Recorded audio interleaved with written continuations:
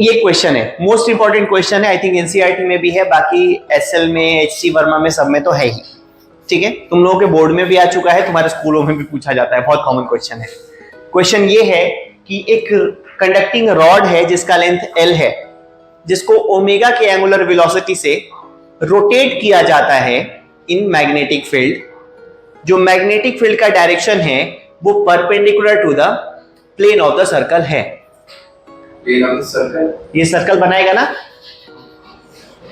जब एक rod rotate होगा तो एक सर्कल फॉर्म करेगा, उस सर्कल के परपेंडिकुलर मैग्नेटिक फील्ड है।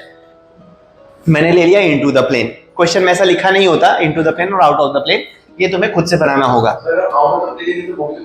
हाँ बिल्कुल, तो भी एक्सप्रेशन तुम्हारा वही आएगा। ठीक है, क्लियर है यहां तक?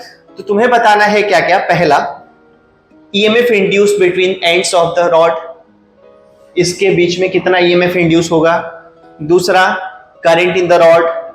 तीसरा, power dissipated in the rod. चौथा, हीट इन द रॉड। ये चार चीजें इसमें तुम्हें बतानी है। क्लियर, यही है ना क्वेश्चन? अब यहां पे अभी हम मान लेते हैं कि time t is equal to 0 है जब यहां से रॉड रोटेट होना शुरू होगा। जब ये रॉड रोटेट, अभी तो इनिशियली फ्लक्स 0 है, उसके बाद जब इसका रोटेशन हो जाएगा फुल, तो इसने कितना फ्लक्स लिंक किया, that is area of the circle. उतनी magnetic field lines crossed through the rod.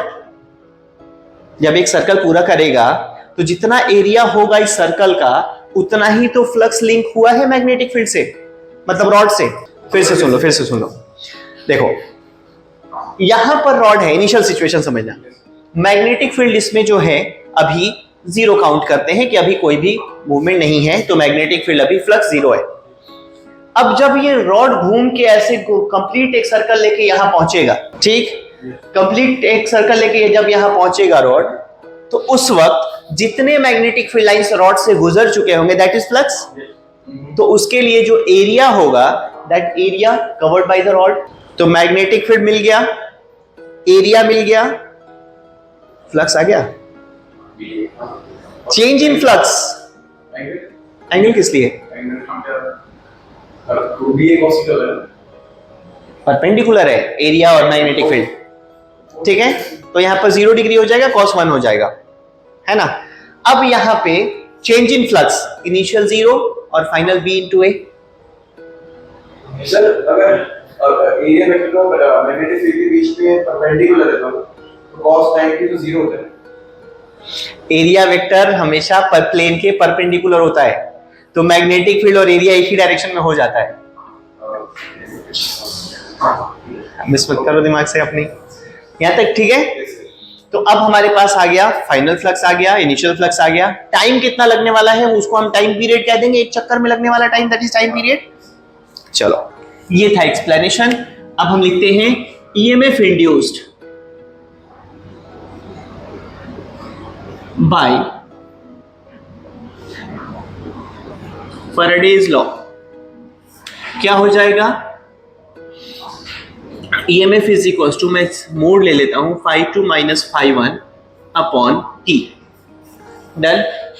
ये हो जाएगा b इंटू एरिया माइनस 0, मान लेते हैं इनिशियली 0 था, और t क्या हो जाएगा? एक टाइम पीरियड।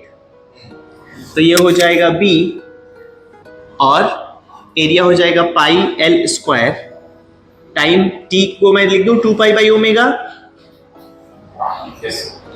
तो पाई से पाई कैंसिल आउट हुआ, bl² omega upon 2, that is EMF, इतने volts. Simple. Change in flux upon time. Clear है? अब हमें करंट चाहिए, तो I इज इक्वल टू हम E/R लिख दें, तो bl² कैपिटल ले लिया है मैंने, ओमेगा अपॉन 2, और यहां पर आ गया R। डन। अब हमें लिखना है power is equal to E into I लिख सकते हैं, मतलब कुछ भी लिख सकते हैं, तुम जो चाहो ले लो, E²/R लिख लो, I²R लिख लो, जो चाहो लिख लो, पावर के तीनों फॉर्मूले। ठीक है, तो यहां पर हम ले लेते हैं, चलो I²R ही कर लेते हैं। I निकाल चुके हैं, I का स्क्वायर करेंगे B square omega square L power 4 divided by 4r square कर दूं, यहां r ले लेता हूं, है ना, एक r से एक r कैंसिल आउट हो जाएगा, B square omega square L power 4 upon 4r, that is power. अब हीट की बात करें तो इनटू स्मॉल टाइम t ले लेते हैं किसी भी टाइम के लिए, heat is equals to power into time, तो क्या बनेगा, चलो दिस इज हीट, क्लियर है। पावर का फॉर्मूला ये बन गया, this is current and this is EMF. Most important question. अब रोक दो उसको,